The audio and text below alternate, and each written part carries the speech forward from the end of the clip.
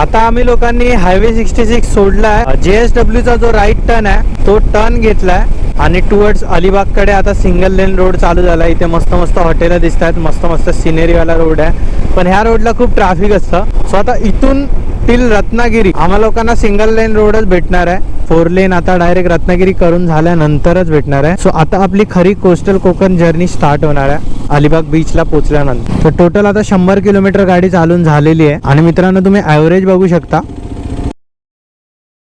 40चा average देते गाडी. मी तुम्हाला बोललेलो ना जे मी ॲव्हरेज वाले व्हिडिओ बनवलेली की बाहेर हायवेला गाडी काढली ना ही गाडी 40 आणि 40 प्लसच ॲव्हरेज देणार आहे. पूर्ण 4 लेन असता तर अजून ॲव्हरेज आला असता. बट ठीक आहे, 40 ॲव्हरेज 25 BHP ला चांगलंच आहे मित्रांनो.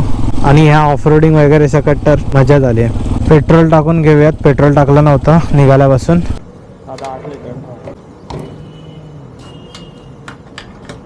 तर बरोबर मित्रांनो बघा 10 वाजलेत. किलोमीटर 118 झाले. 40चा ॲव्हरेज आहे. 2 तास 23 मिनिटं चालवली आहे गाडी. आणि बरोबर आम्ही लोक हे बघा अलिबाग बीचला पोचलोय. हा रणगाड आहे आणि समोर ते अलिबाग लिहिलंय. तिथे गाडी पार्क करूया, थोडं जाऊया. आणि